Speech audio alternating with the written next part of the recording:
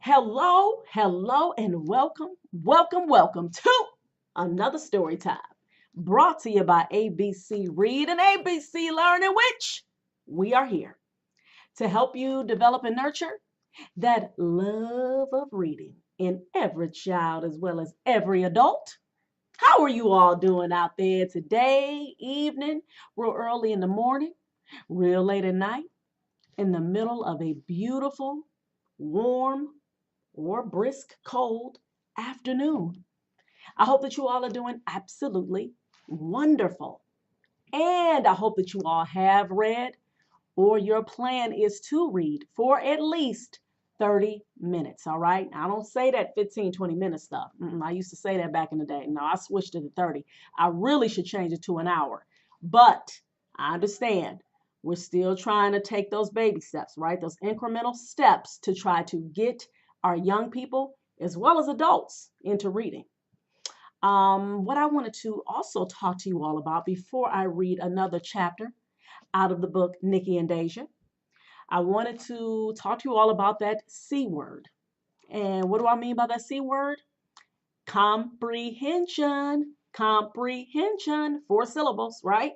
And what is comprehension? Comprehension, simply put, means do you understand what you're reading? Okay? So it's one thing to read the words, you know how to read them fluently, you know how to say those words automatic, no problem. But the question is, did you understand what you just read? And how do you know if you understood what you just read?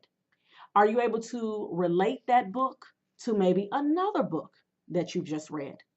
Are you able to relate that book to some other outside experiences? All right. Is it something that you can relate to with that book that happened to you personally? Okay. So those are ways to see if you understood what that book was about. Did you understand what they were talking about? All right. And really, comprehension, that's like comprehension to reading is just like how meat or vegetables is to a sandwich.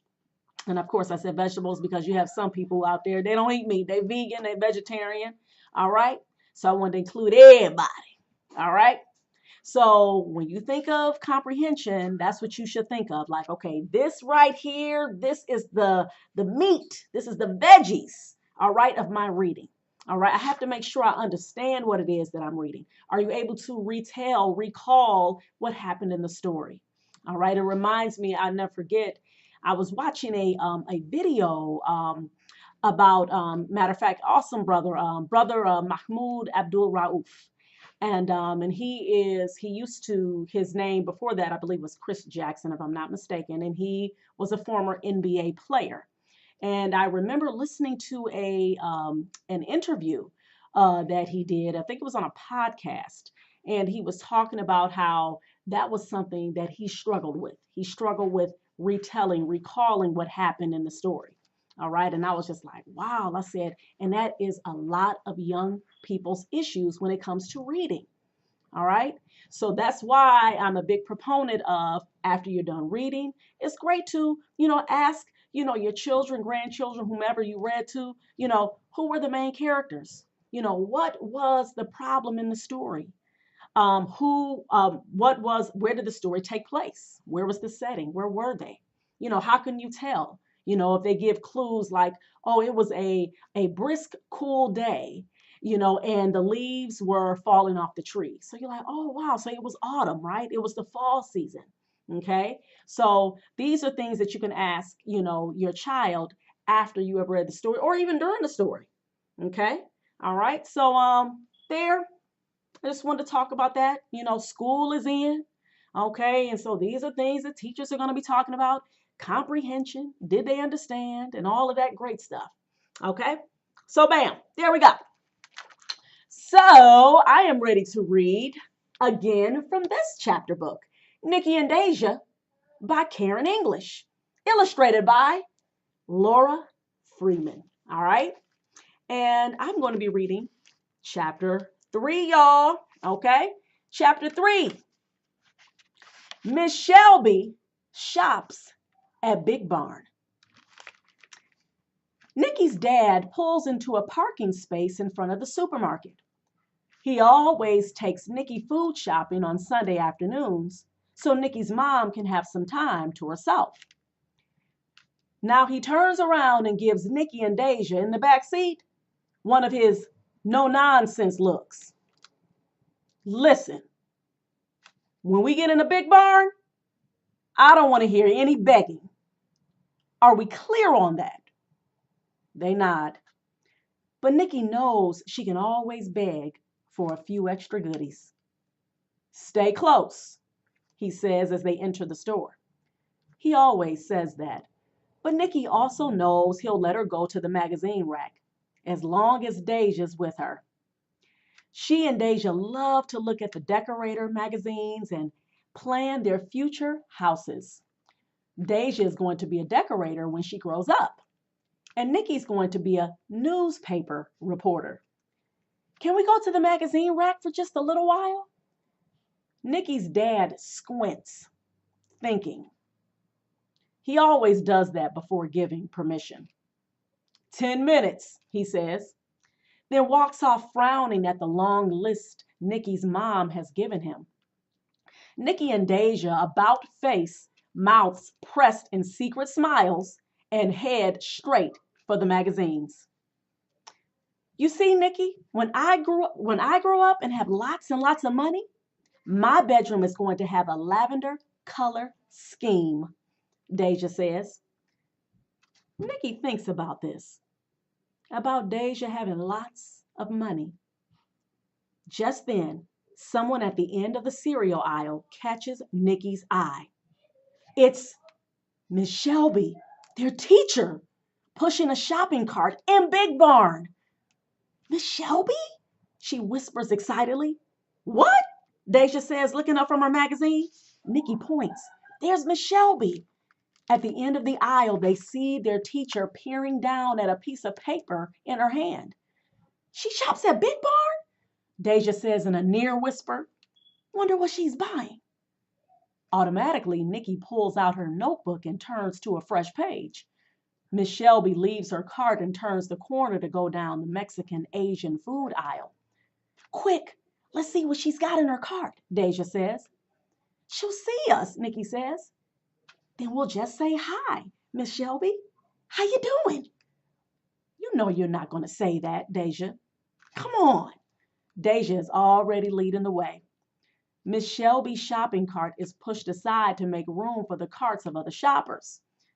They gaze down into it, Nikki with her pencil poised. 10 low-fat yogurts, Nikki says. She must be on a diet, Deja says. No, my mom buys low-fat, and she's not on a diet. Whole wheat bread, Deja says. Coffee beans? They scoop back to the far end of the aisle, out of sight. When Miss Shelby returns to her cart, they follow her at a safe distance. For 10 minutes, they watch Miss Shelby place items in her cart, slowly and thoughtfully. Nikki records everything, not caring about the spelling. She plans to fix that later. When it's time to go and find her daddy, she's recorded 15 items, including herb-scented shampoo, hand lotion, toothpaste, and a new toothbrush.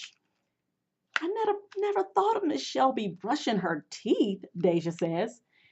Later, Nikki and Deja sit on Deja's porch and look at each item on the list.